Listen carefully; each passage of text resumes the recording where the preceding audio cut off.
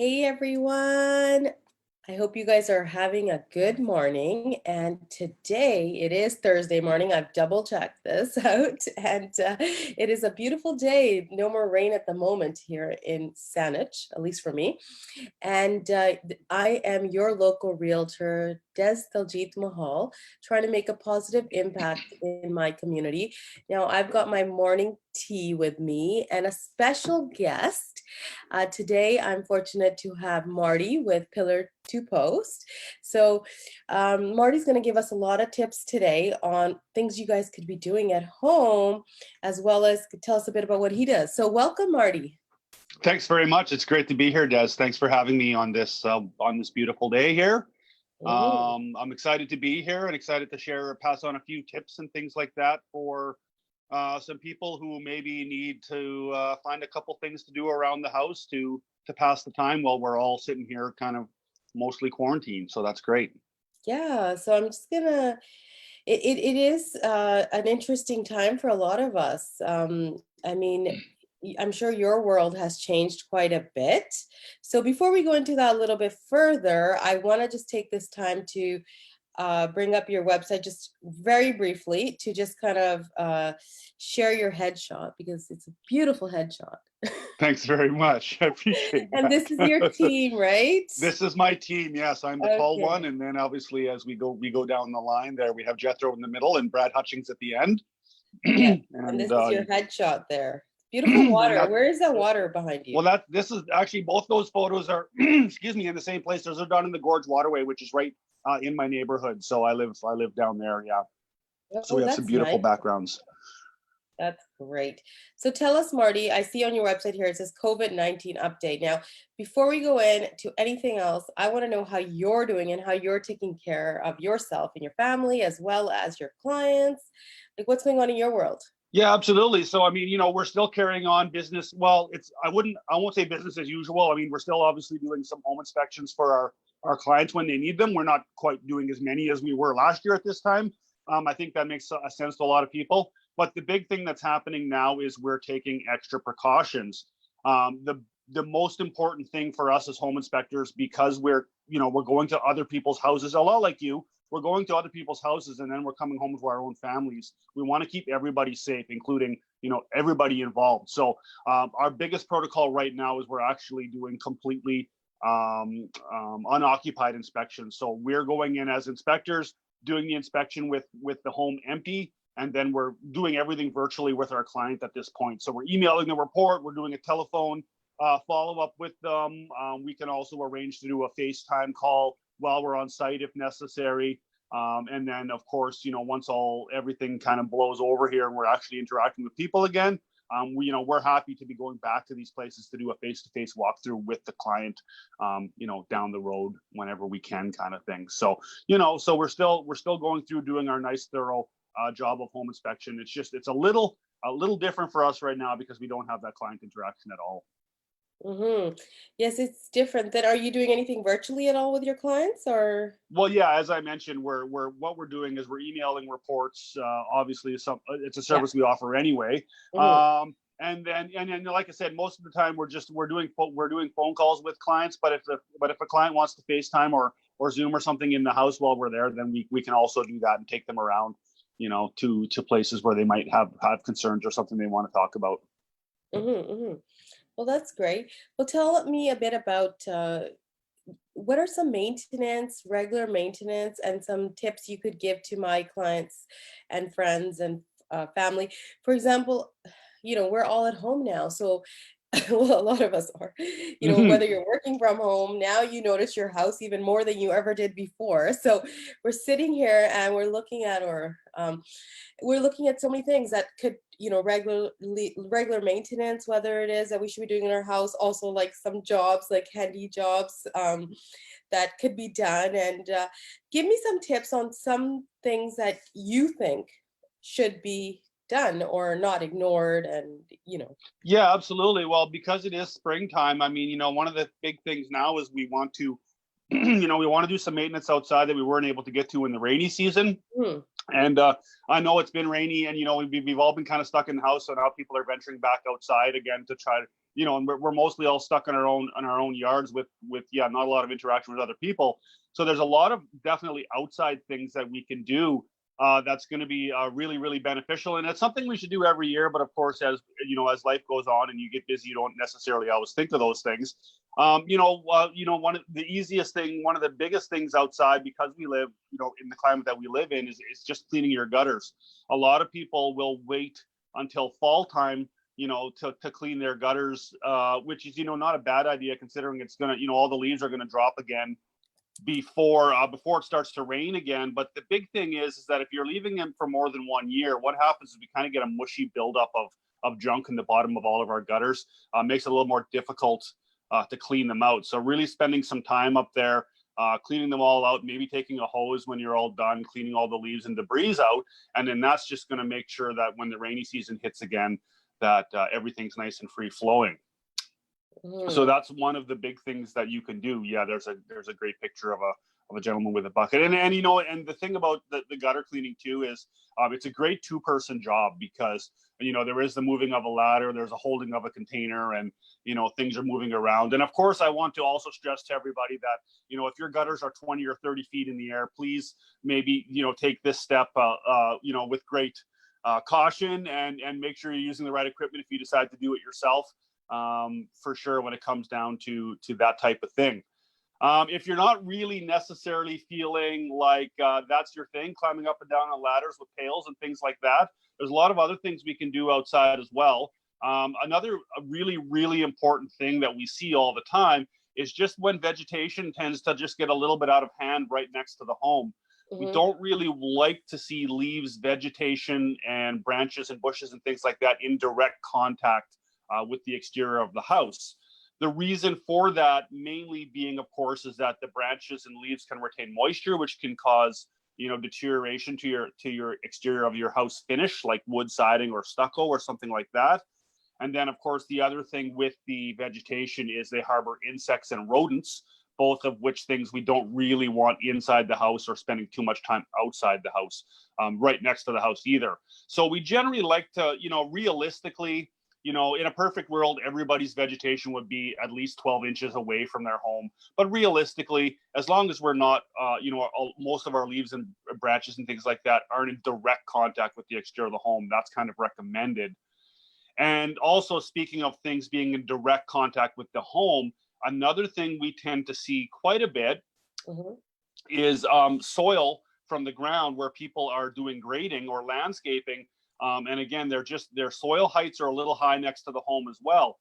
We obviously, it's great to see soil and peat moss and things like that next to your foundation.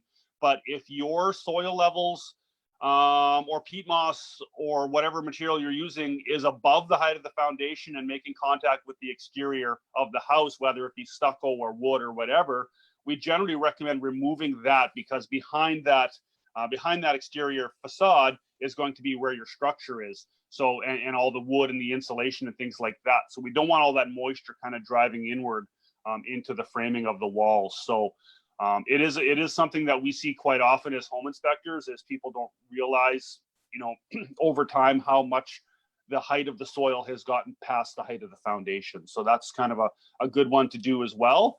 And the tricky part about that one, of course, is we're still trying to keep that positive grade away from the home. So we don't want it to be flat or sloping in towards the home. So there's a fine balance there for sure, but that's definitely something. And of course, with the availability of information on the internet, there's lots of, great websites you can look at to look for proper grading and things like that. One of the other things you can do is do a really, really good inspection of your deck. So there's a lot of components to a deck, a lot of components that you might not think about when it comes to your deck. So the most obvious thing when looking at your deck is the condition of the deck boards. Are the deck boards loose or rotted? Do they need a fresh coat of paint or stain? A lot of times we use a pressure treated product on top of our decks, and it looks really, really great. And then after 3 or 4 years, all of that pressure coating starts washing off, and the wood starts changing color, and we get that nice little little layer of slime on our decks that makes it a little bit slippery. So those are the types of things that you want to look for, mainly on your deck, is just keeping a nice, clean deck surface is never a bad idea. The other thing, of course, depending on the height of the deck, is going to be the railings. One of the things I always do at my home inspections, and when I'm looking at a deck, and it's not a bad idea for any homeowner to do as well, is just have a tiny little screwdriver with you when you're looking at your deck. And then if you see any wood that looks questionable to you, just give a little poke with your screwdriver to see if that's actually solid wood, or to see if the wood is soft in behind there, because sometimes the outer layer of wood looks really good, but then you can put your screwdriver in and it goes in quite a ways because the wood's kind of rotted or punky in there. So if you see that type of thing going on with the railing, then obviously our railing isn't as stable as it should be. It definitely could be something where if somebody were to fall into that railing, the railing possibly wouldn't be able to hold up their weight. So What's those the are kind life of on a deck? Sorry. I'm sorry? I didn't mean to cut you off there, but what's the life on a deck? Well, I mean, a properly constructed deck can last 25 or 30 years to the exterior, definitely. And when I say properly constructed, one of the main things I'm talking about is proper airflow underneath the deck. Again, because of our climate, the amount of moisture, the amount of dampness that we get, if you build a deck that's very low slung to the ground, that doesn't, like, that picture that you're showing there, that's about as low to the ground as generally you're going to want to go with the deck, because again, we want to keep that positive airspace underneath. You'll also notice that deck is constructed on a bed of gravel, which is wonderful because, under the gravel is likely some type of a landscaping cloth or something that's going to prevent vegetation from coming through, because you're not really doing able to do a lot of maintenance underneath that deck because it is so close to the ground. For all the people who have a higher deck, if you have a 2-story house and your deck is on the top floor with a walkout, then obviously there's a lot of room underneath to do a good inspection underneath the deck as well.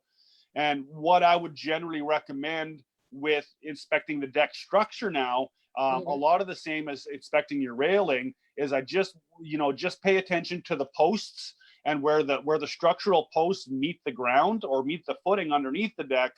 Again, we don't want any soil in contact with those areas, and we want to make sure that that the base of that post is not rotted. So again, you can take your screwdriver, give it a light little poke at the base of those posts just to make sure that the posts are in good condition, because those are the main things, obviously, that are holding up the deck.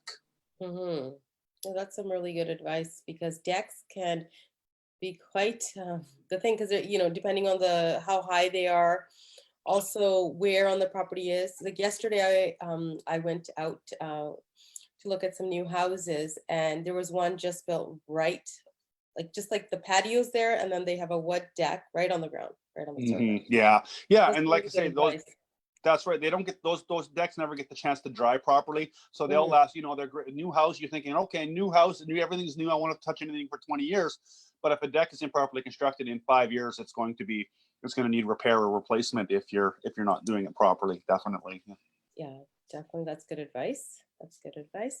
So, what other tips for the exterior? Like this year, I haven't had I've been wanting to do a vegetable garden for like the last 3 years, but I became a realtor. Life got busy, and guess what? No vegetable garden out. So I'm gonna have my veggies out this year. So I know you mentioned a lot about things in the yard. What about some basic things? Can you give us any tips on that? Basic things for the yard. Yeah, or like the garden. For the garden, well, I'm not much of a gardener myself, but I do see my wife working away out in the gardens quite a bit, and I'm not really sure. I mean, she spends a lot of time weeding, so I suppose that's one of the big things. And I know that the longer you have a space like that, the less over the years, the less weeds keep kind of growing in there, which is good and makes it easier and easier. But really, I wouldn't consider myself a landscape specialist at all. But I mean, like for whereabouts, like I guess I should clarify my question that came. Sure. out. Let's say how close to the house? Like sometimes now you're seeing these little tiny Ah, yards, and then you're seeing these, if you're lucky and you've got a big yard, that's great. But now with density, as what people here in Victoria are facing is smaller yard spaces. So tell me about that. Like, should they be getting okay. Yes, like I what understand what you're like from saying. a building inspection? Yes, of course. So again, with the smaller, the smaller yards that people are getting in a lot of the newer homes, as you mentioned, space is obviously a little harder to come by. Yeah, and you want this nice big sprawling garden, and you can't do it. So a lot of people are making raised beds, which is a great idea because you have a lot of soil underneath your garden Mhm. for a lot of good volume of vegetables and things like that. But again, what it comes down to from a home maintenance and a home homeowner point of view is just you want to, if you don't have a lot of space, you're gonna sacrifice obviously some of your yard for these gardens. You just want to make sure again that you're not building your raised beds right next to the exterior of the home when it comes to the siding or the stucco finish or whatever the case may be. We're trying to keep the gardens um, as far away from the home as possible, but if they have to be next to the home, again, we only want the dirt touching the concrete foundation. We don't want the dirt in contact with the structure of the home. And again, I can't bring that up enough times because the amount of times that I actually see that, and then the problem happens. The big thing with something like that is you don't know what's going on inside your walls. And then, Mhm. 10 years down the road, you start to do some renovations, you open up your wall from the inside, and you find that the structure has all been compromised and rotted because of that moisture that's been sitting against the exterior wall and migrating inwards over the years. Yeah, So, I sometimes see people right next to their foundation. They've left like this much space and they're like doing some side gardening or like side mhm, planting. So that's why I brought up the question on sure. this. Yeah, and then the same thing with, and the other thing you want to be very careful with is again, even vegetation, even if your beds are away from the wall, a lot of people, especially people with stucco, because stucco is a nice grippy surface, so they kind of allow the plants to grow up the wall and attach themselves to the stucco vines and things like that, and it looks really pretty. It really, really does. But again, the problem with that is just the moisture retention and the possible damage to your building envelope.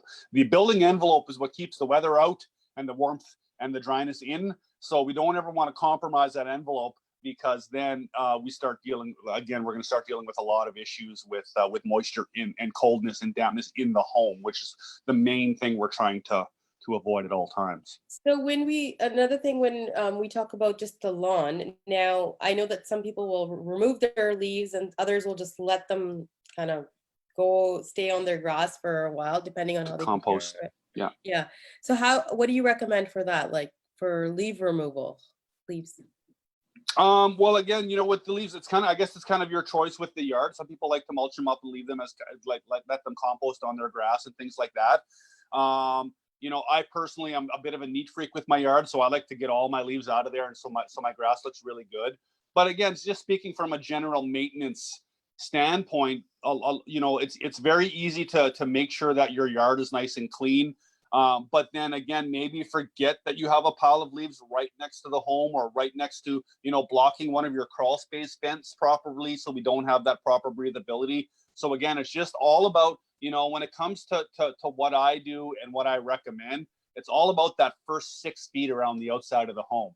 As Mhm. long as that first 6 feet around the outside of their home are clear and have proper slope and proper drainage, nothing outside of that 6 feet generally is going to affect your home as a system. So again, it's kind of your choice what you decide to do.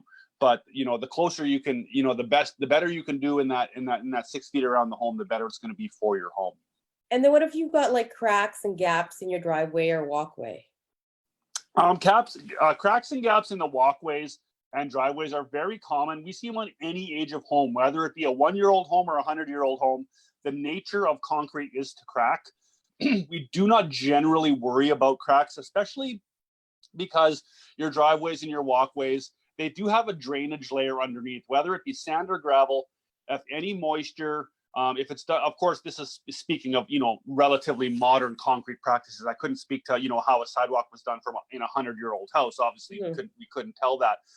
But in general, the cracks and gaps are that are there are really more of a visual or a cosmetic issue, because again, moisture getting through those cracks will just drain away into whatever drainage layer it is. The only thing we generally try to be careful of, and again, we don't see it a lot on modern properties, but we do see it on older properties, is if there's enough settlement of your walkways to create a tripping hazard, that's bad for everybody involved, including your mailman and, and anybody who wants to come and get next to your home. If you have a big deflection in your walkway or something like that, that's no good for anyone. So that would be where the recommendation would be, to maybe undertake some repair at that point.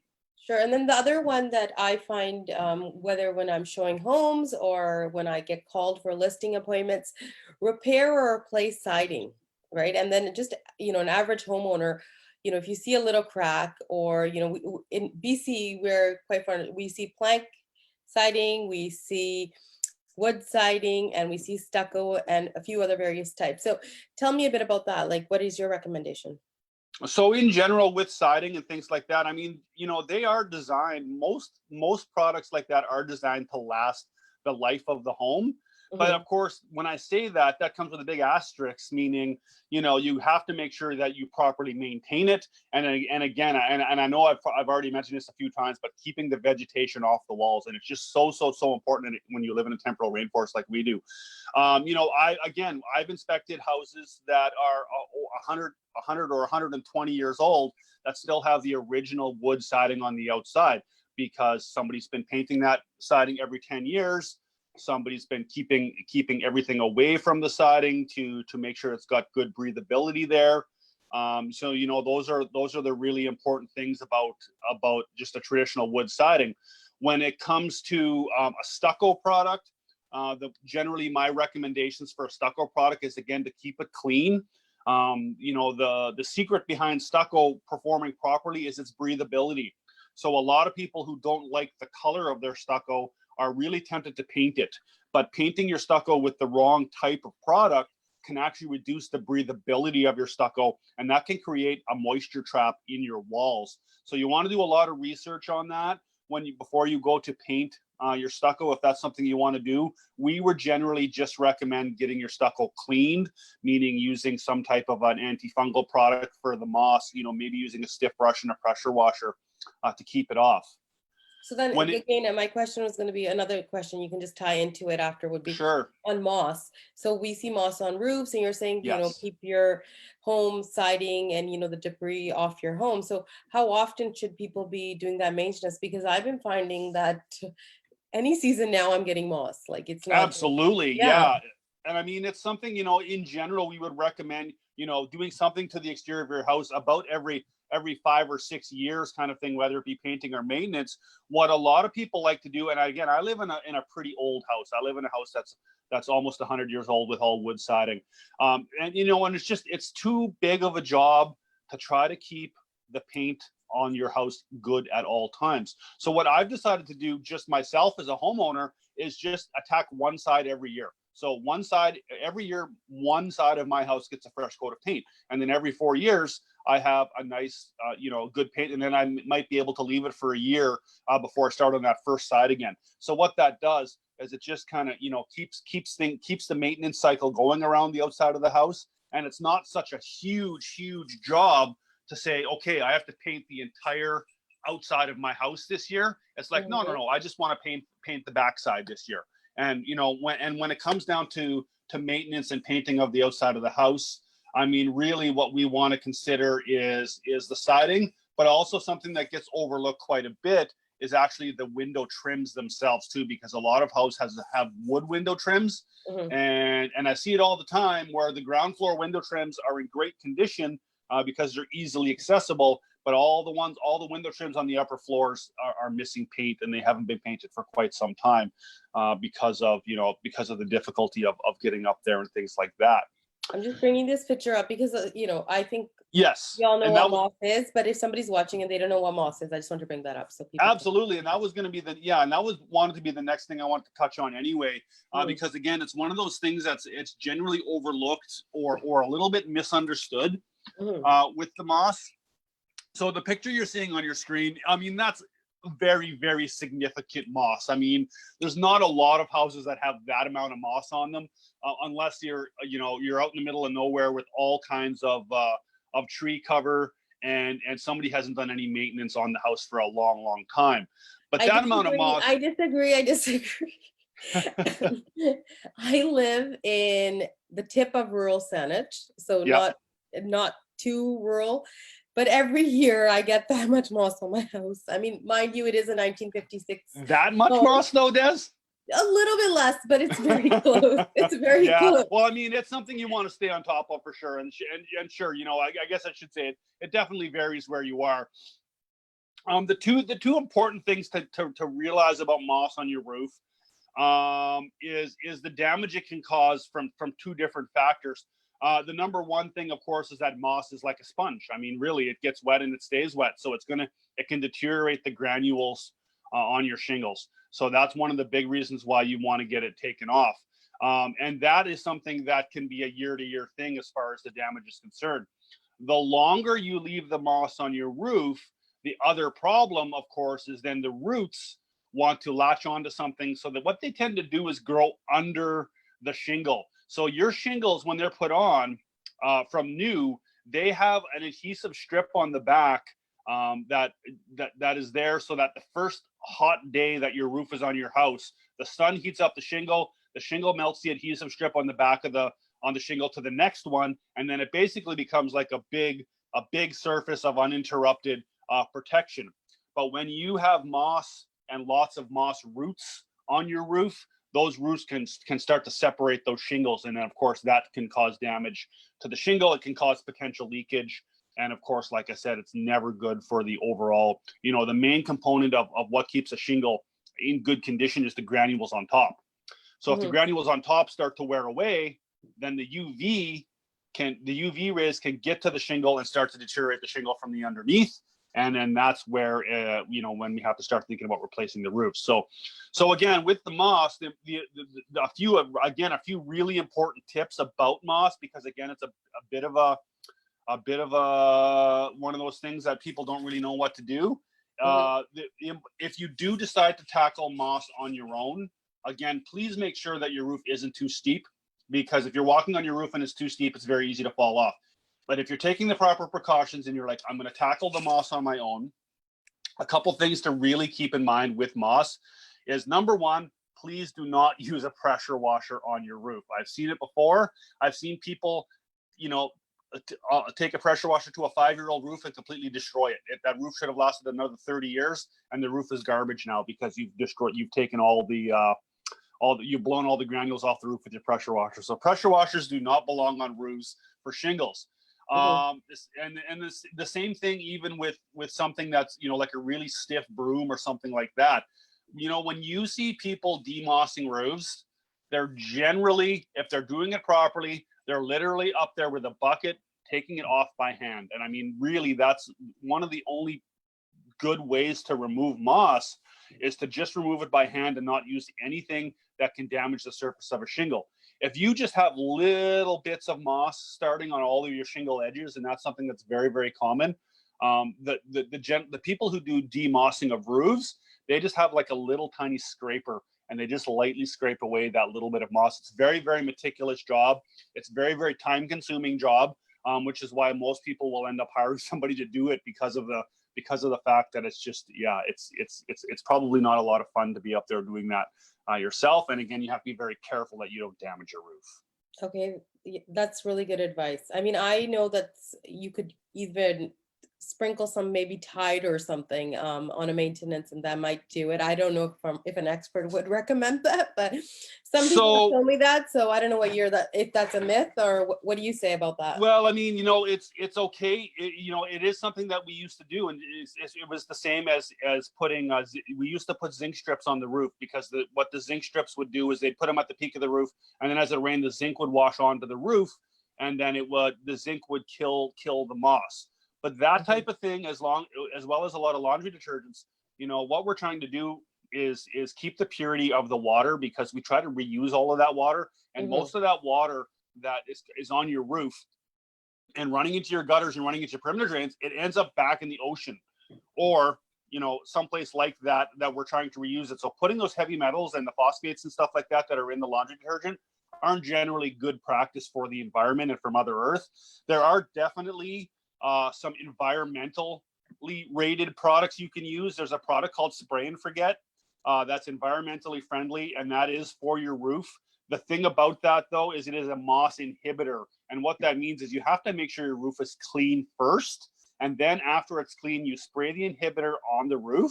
And then that keeps the moss off of your roof for a couple of years. And then you redo it every couple of years, and you wouldn't have to worry as much about moss starting again. But again, you have to start with a clean roof with something like that. But those products, again, they're not harmful to the environment. They're not harmful to people. They're not poisonous. They're not toxic. And I appreciate that. And thank you for mentioning that, because, yesterday was Earth Day, and Yes. it definitely was. And it's not just one day, it's just a day that we need to reflect and remember on how we could care for the earth more. And that's why yesterday, one thing I said is I'm going to plant a tree. And then my daughters came up with their own ideas, and we made it a family conversation on, things we can do on a regular basis to kind of protect our environment. So I really appreciate you bringing that to my attention and to anybody watching. I do have some questions. I have one question right now, so I'm just going to ask it. Sure, please. So, hi Swamita, and thanks for asking this question. So she wants to know if we have the grass under the deck, 1 feet high from the ground, what can be done now? I'm assuming that the deck is 1 foot off the ground, and that the grass is under there. Yeah. There's not a lot that you can do besides just do your best to kind of keep the grass at length under there. But really, when we're talking about decks, the main thing is, grass is going to get to a certain point and it's kind of going to peter out. What we're trying to keep away from under our deck is weeds, because weeds will just keep going and keep growing, and they're an invasive species generally, and they'll come back. So grass isn't as bad as having weeds, or like morning glory or blackberry brambles or something like that. Those are the types of things we're trying to keep away from under the deck. Okay. Well, so I hope that answers your question. Yeah, it definitely does, right? And then I have another question from Boom Singh. How to get rid of white and yellow flowers, grass from lawn? I think he's talking about weeds here. About weeds? Yeah, again, I don't really know a lot about agriculture or gardening or weeding, so I'm sorry. Yeah, that's not really my area of expertise. So I would prefer to pass that on to somebody else. Yeah, sure, no. So tell us what other tips you have. So, well, and yesterday was a rainy day. So, maybe we weren't spending a lot of time outside, and we're looking for things to do inside. So there's a lot of home maintenance things you can do inside. And again, the number one thing, again, that I see inspecting homes all the time is people not paying enough attention to their safety equipment. I'm seeing smoke detectors. All new smoke detectors have an expiry date on them now. So most smoke detectors, I believe the expiry date is about 10 years. Mm-hmm. They generally say this smoke detector expires on this date. If you look at your smoke detector and you do not have an expiry date on your smoke detector is too old and it needs to be replaced. The other thing about smoke detectors, you cannot just push the button and assume that smoke detector is functional. If you want to test if your smoke detector is functional properly, you need to use a candle or a smoke stick or something like that to make sure. But in general, once a year, definitely change the batteries in your smoke detector, even if it's hardwired in place. The battery is there as a backup, so that if there's ever a power outage in the middle of the night when you're sleeping, you are still safe, and your smoke detector will still operate. And all of these things are exactly the same for carbon monoxide detectors. If you have any type of, unless your house is 100% electric, like electric baseboard and nothing else, you are required to have a carbon monoxide detector in your home. For the same reason as having a smoke detector. And generally it's the same thing. All the new ones now are all combinations. So you can go out and buy a brand new detector that's both smoke and carbon monoxide, which is great.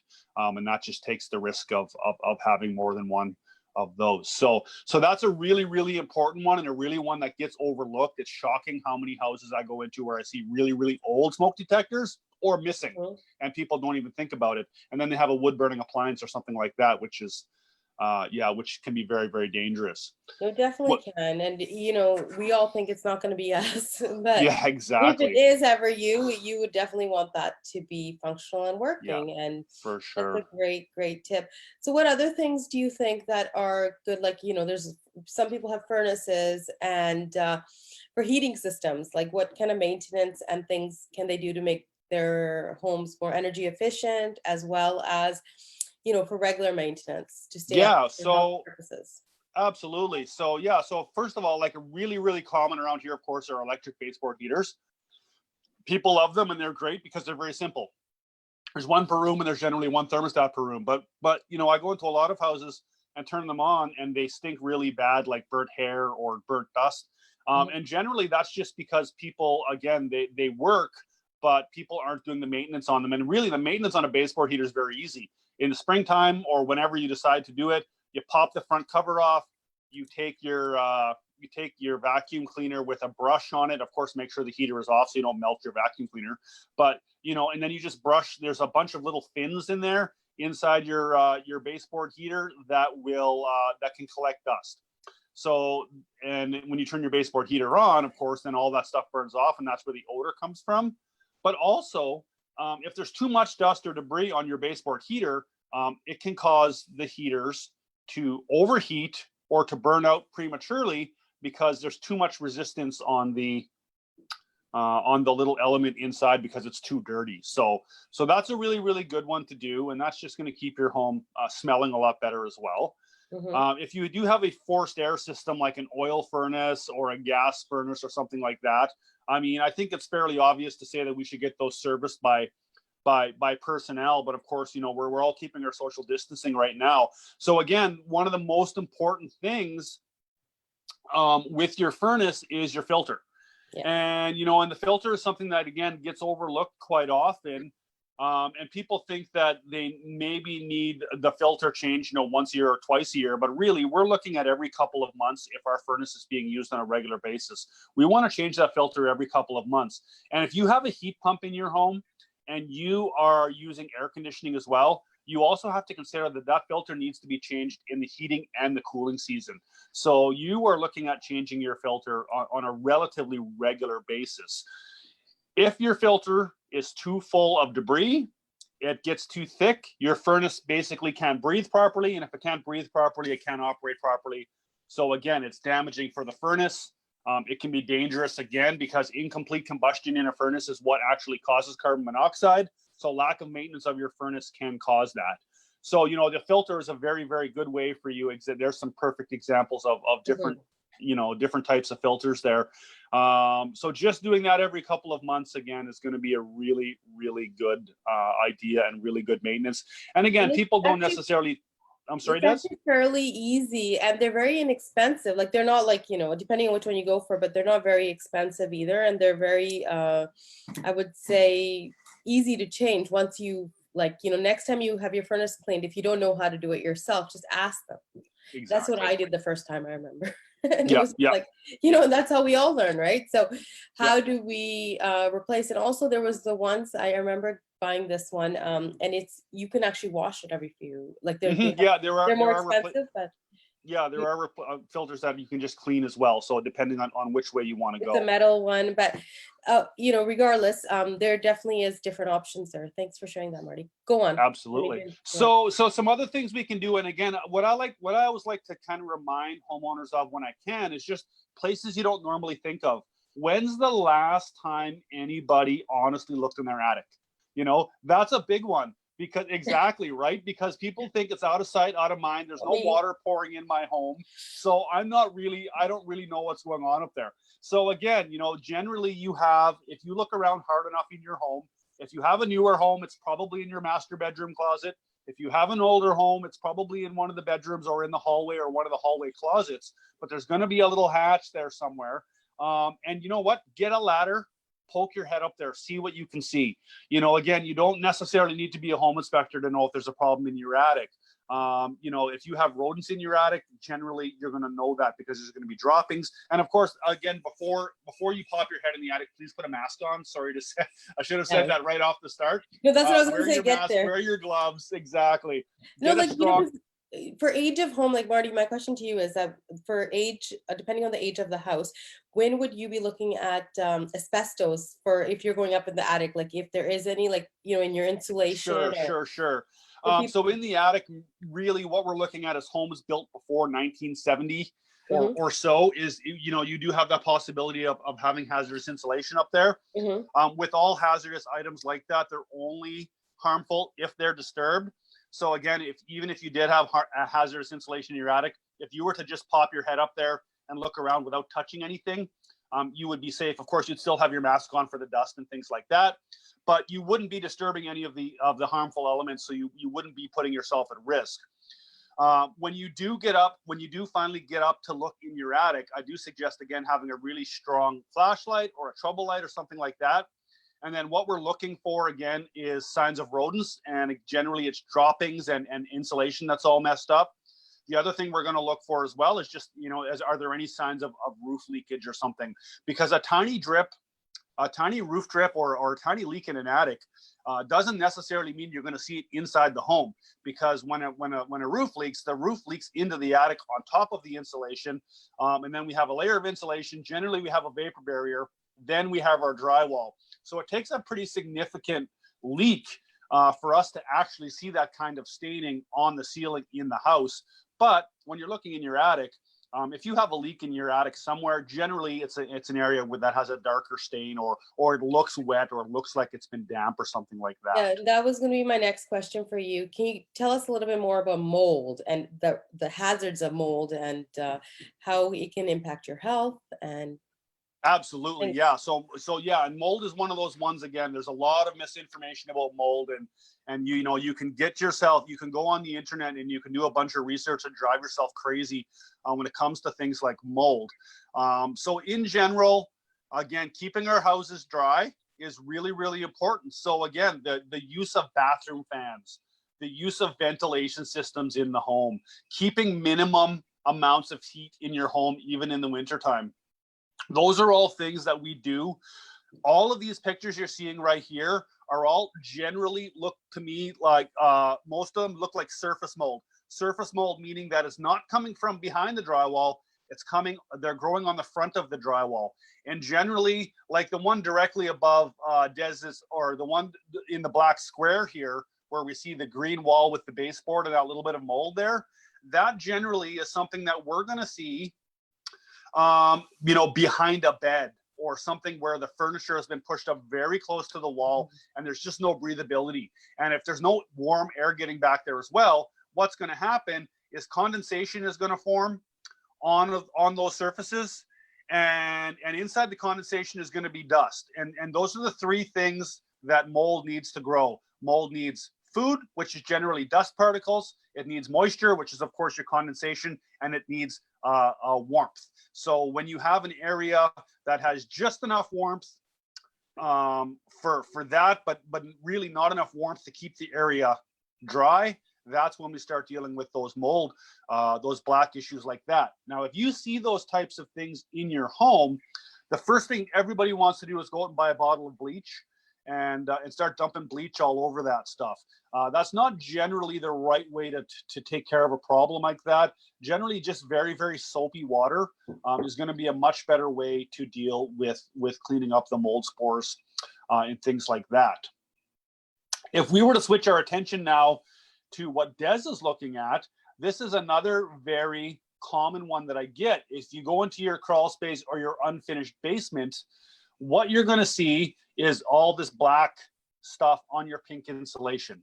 What I can tell you right away is that is not mold. It's definitely not mold, and it really couldn't be mold because mold can only grow on organic surfaces, and insulation is not an organic surface. So the black that you're seeing in this photo that Dez has punched up is actually just your insulation acting like an air filter.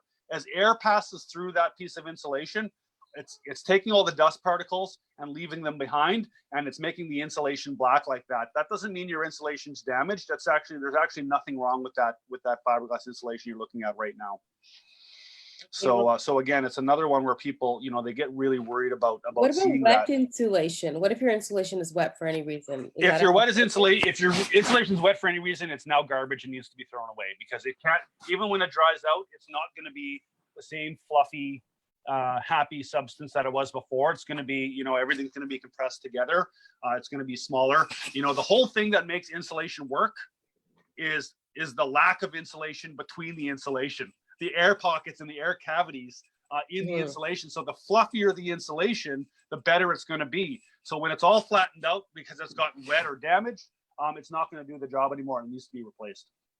Well, that's great, Marty. You're giving us some good tips. Now, I'm going to just bring up I want to tell people about what you do. I did mention in the beginning, you're a home inspector at Pillar to Post, and he is the owner as well of the Pillar to Post in Victoria. So I'm going to just bring up Marty's website here, and I'm going to just bring up a video, and then Marty can tell us a little bit more about some of what he does. So I'm going to bring up this video. Hopefully you guys can all hear it.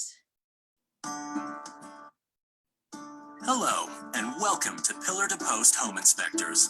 This short video will help you understand what to expect from your Pillar to Post home inspection and what we'll actually do, so that you'll have the best possible inspection experience and outcome. The purpose of the home inspection is to educate you and provide peace of mind about the home you are choosing to buy, sell, or live in. With your choice of our home inspection packages, and from our valuable added services, we'll provide you with an unbiased evaluation about things to be aware of, issues that require attention, and insights you'll be happy to learn about. At the scheduled time, we'll meet you at the property. Before we begin our work, we want to understand if you have any questions up front. Hearing your expectations and concerns makes for a successful inspection without surprises. As we conduct the inspection, please feel free to ask any questions along the way. An important thing to remember is that this is a visual inspection. If we can't see or safely access anything we normally inspect, we can't evaluate. Also, all utilities must be on to do a thorough inspection. The three main areas we inspect are the exterior of the home, the major systems that keep the home working, and the interior. Our outdoor shoes will never touch the floors inside. We'll pay special attention to the kitchen and baths, where we'll operate and inspect sinks, showers, tubs, and toilets, and major built-in appliances. We'll inspect the fireplace for condition and safety, and check a representative sample of functional items. We'll also identify and tag utility shutoff valves for you. If it's accessible and safe, we'll inspect the attic and the basement or crawl space. Please be aware that attic access may be located in private spaces. We'll print your report on site with photos and our complete notes in a binder. We'll also email it to you. Your Pillar to Post home inspector will review the key findings with you and answer any questions you have. Only then is our inspection considered complete. Our work is all about ensuring confident home ownership, and we thank you for choosing Pillar to Post home inspectors. We look forward to seeing you in the coming days and delivering an inspection that meets all of your expectations and needs. Whether it's your first time working with us or you're an old friend of Pillar to Post home inspectors.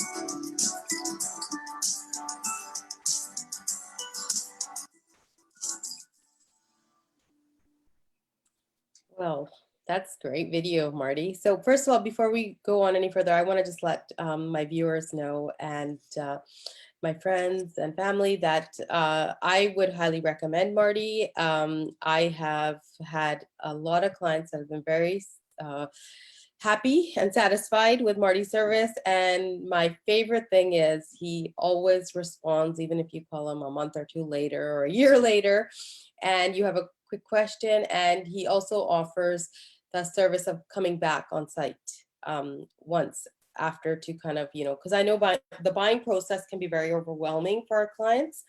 And during that process, sometimes you can miss things on maintenance, some things you can do for keeping your home up to date, but Marty's great with that. So I highly recommend him. As well as what I find with Marty is that he's very professional, easy to get along with, and very friendly. So, and the thing about clients always ask me, like, I'm buying a brand new home. I don't need an inspection. It's got a 2, 5, 10 warranty, right? Or and this and that. And I'll be like, well, you know what? It doesn't matter about the age of your home. I always recommend coming in because there have been a lot of homes that recently my clients have bought that were brand new, and Marty's gone in and he's inspected them for them, and we've come up with just things that the builder could repair in their deficiency walkthrough list, as well as some good points would be just on regular maintenance, because first time home buyers, or whether you're just buying the next home, especially with the new building code, you go in and there's things you should know on how to maintain that home over time. And that is so important. That's why I wanted to bring this topic to you guys today, to keep this, for you guys to get this valuable information. So Marty, I'll go back to your website and you can talk at the same time and tell us a bit about what you do and if there's Sure. anything else missing. And I do have questions, but I'm going to keep this to the end. Of course, yes, absolutely. So yeah, so thanks for the kind words, Des. I appreciate that. So I'm obviously very passionate about my business. I've been a home inspector for 16 years, so I've done probably between 6,000 and 7,000 home inspections over the years, and and I used to work as an employee at Pillar to Post before I became an owner, so I have a bit of a perspective from being on both sides. But one of the things that always used to bother me, back when I was working for somebody else, was the deer in the headlights look. We're giving you an incredibly huge amount of information in a very short amount of time, because we're recapping at the end and saying, yes, this and this and this and this. So, so then people, they kind of take that information into their heads, but, then it's another month or 2 months before they get into the home. And then all of a sudden they walk into this great big old vacant home and they're like, I don't remember a single thing that was said at that home inspection, because I was thinking about my insurance. I was thinking about my financing. I was thinking about, something else. So, so just offering that free trip back is just one of those things we like to do, to say, hey, okay, you're in your home now. What's sticking out at you here? Like, what are you wondering about? Or what are you scared? Are you scared of, are you not scared, but are you intimidated by any of the systems in your home? And so you just need a bit of a refresher. And those are the types of things, I like to put a very personal spin on my service. And I always tell my clients that my clients are clients for life. And that's exactly what I mean by that, is the fact that I want to make sure that when you move into that home, that you're comfortable and happy with everything about the home and confident in being able to take care of that home. And the free trip back thing, yeah, it can happen at any time. It can happen the day you take possession, or it can happen after you've been in the home for 6 months. It really doesn't matter to us. But we just want, like I said, we just want to make sure that all of our clients are happy and comfortable, for sure. Yeah, and I think that's a great point, because when, like, as a realtor, we're going through the whole process of buying with our clients and everything, and there's so many little things that, and how much, just on a regular basis, an average person, how much information can we all retain? So I think that's where your service, I find, is very exceptional. So that's why I invited you to be the guest here today and give us this information. And I always appreciate the advice you give to, whether it's your fellow realtors or, the home buyers, you're always there to help. So tell us a little bit more. Is there anything else that you wanted to mention today that I haven't? I don't think so. Again, the only other thing when we were just speaking about maintenance, the only other thing we didn't really talk about, again, I could talk about this for days and days, because, it's something that I love and something I'm very passionate about. But if we're just kind of skimming the surface and trying to give some information here, the one place we didn't talk about really today was the dreaded crawl space. And it's another one of those things where a lot of people live in their home for years and years and years and have never set foot into their crawl space. And, it's not the most pleasant place to be. And, and a lot of people obviously, are intimidated by small spaces and things like that. But, the crawl space is the very basis of our home. And it's really important to know what's going on down there. And again, the major thing, of course, the two major things about crawl spaces in our area are dampness and rodents. And both of those things can be harmful, not only to the home, because, obviously the dampness and things like that aren't good for the home, and rodents aren't good for the, if they're causing damage to the home, but also the safety of the occupants of the home. Too much moisture can cause problems like mold and air quality issues. Too many rodents can, rodents are disease carriers and things like that. And again, these are all worst case scenarios, of course, but these are things that a lot of people don't think about, when they think about looking at their home. So again, if you can, if you're able to, put on some coveralls, put on a mask, put on some gloves, grab a flashlight, and just go cruise around in your crawl space for a little while, just to see what you can see. And if there's anything that you're unsure of, I mean, again, the internet is a great wealth of knowledge for that type of thing. But there's also lots of people out there who will probably be happy to answer a quick question.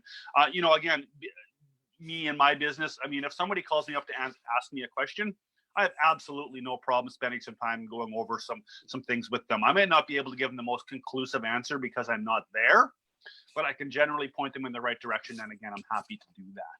Yeah, no, and that's great. And that's what you're wonderful with that, whether getting back to people, you're just always there and willing to help and get back to everyone. And that's why today, the other question I have for you is mold, air quality. Now, is Yeah. there testing available? Because a lot of clients will like, how do we know what our air quality is like? Yes, absolutely. We do something called spore trap testing. It's basically, and again, the important thing to realize again when we're speaking about mold and mildew and things like that is what's happening in your attic and what's happening in your crawl space aren't necessarily what's happening in your home. Your attic and crawl space are unfinished spaces that are connected to the outside. So we don't generally consider those as part of our air quality. When we're thinking about air quality in a home, we're considering what's inside our four walls, roof, and ceiling, inside the home, inside the building envelope. So we can definitely have testing that's available for that. It's called spore trap testing. And basically what we do then is we run a measured volume of air through a little cassette, little filter. We do one outside sample, and then we do a couple inside samples, and then we compare them. And if the levels in the house are lower than the outside, in general, we don't have an issue. If we find that some of our indoor levels of some certain strains of mold are way more elevated than the outside sample, that generally tells us then that there might be an issue which could cause further investigation. The big thing, again, one of the big misconceptions about air quality is that I have to see mold in my home in order for there to be a mold issue. And of course, that is definitely not the case. Again, what we have to consider about building products, especially drywall, very, very porous, very, very breathable. So we can have a mold problem inside of a wall cavity, leaky shower, leaky pipe, water coming in from a bad flashing on the roof that's leaking in the wall. All of those things that could be leaking inside a wall cavity, those things can all affect the air quality inside the home too. And the thing about mold is you can't see it. You can't generally smell it unless it's really bad. But sometimes I get people who say, it's when I'm outside my house, I feel great, I feel fine. As soon as I walk into my house, I feel like I have a cold. My nose is running, I can't breathe properly. Those generally are factors telling us, hey, you might have an indoor air quality issue in your home, and we won't know conclusively unless we do the testing. Yeah, that's great information. And that is so important for, we're breathing that air and it will affect your overall health. Definitely will. Absolutely, it will. Yeah. Yeah. And especially Cool. if you're immunocompromised or have any respiratory issues. I mean, those are huge. Definitely. I totally agree with you. I have a question for you, again, from Swamita. How to keep the drainage pipes clear of roots, etc. So that is something that it's really difficult as a homeowner to do, but the drainage pipes outside, what you need to do is you need to call a company that services and cleans perimeter drains. And generally what they'll do, a good company, what they will do is they'll do an inspection first. So they'll try to stick their camera down there and chase it around the underground pipes to see what the condition, if there's any collapsed or clogged pipes or anything like that. And then if they run across any problems, then they'll generally put a high pressure sprayer down there, or they just use like a root grabber that'll spin and grab those roots and pull them out of there, depending on the drains. Newer drains are a lot easier to deal with because all the newer drains, basically from the last 20 to 30 years, all the new drains are all plastic. They're all solid pipes because they're glued together and things like that, so they're a lot easier to deal with. Again, going back to older homes, like homes built in the, basically before the 70s, we have a lot of clay drains, we have a lot of concrete drains. These drains were not consistent. They were 16 lengths of pipe that are about 16 inches laid end to end on one another, with gaps in between, and also a lot of times a very small diameter inside the pipe. So, you know, these types of drains, obviously dirt infiltration, root growth, all of those things are a heck of a lot easier to happen on an older house. So, you know, older homes, definitely much more important to do that routine drain maintenance. And usually we're recommending about every 5 to 8 years, you want to bring in a company that cleans and services perimeter drains to check them out. Definitely, that's good advice. And you know, knowing how often they should be coming back, because what could happen is if there's blockage, you could see flooding in your basement, right? From my Absolutely. The understanding. number one cause, yeah, you know, whenever you're in your neighborhood and you see those property restoration trucks pulled up in the front, there's a very, very good chance in our area that it's because of a flooded basement. And if it's because of a flooded basement, it's a very, very good chance it's because it's from a blocked perimeter drain that wasn't allowing the water to drain properly. The water will find another way in, and then it always does, and it's always very messy when it happens. Yeah, so there, you know, when you're buying an older home, there can be various testing, like various inspectors you want to bring in. Marty will do the overall, the home, the foundation, and just the mechanicals of The things that entire were home. mentioned on the video, yeah. Yeah, exactly. And then you would want to inspect, like, you know, depending on the age of the home, a perimeter drain inspector, as well as an oil tank inspector, and then possibly, depending on the age of the home, if you're going to be doing any renovations, like asbestos testing and so on. Absolutely, yeah. So there's definitely a lot more testing that does happen. So Marty, I want to thank you for being here today and giving us this hour. I mean, you've been so knowledgeable, and you are just a wonderful person to work with.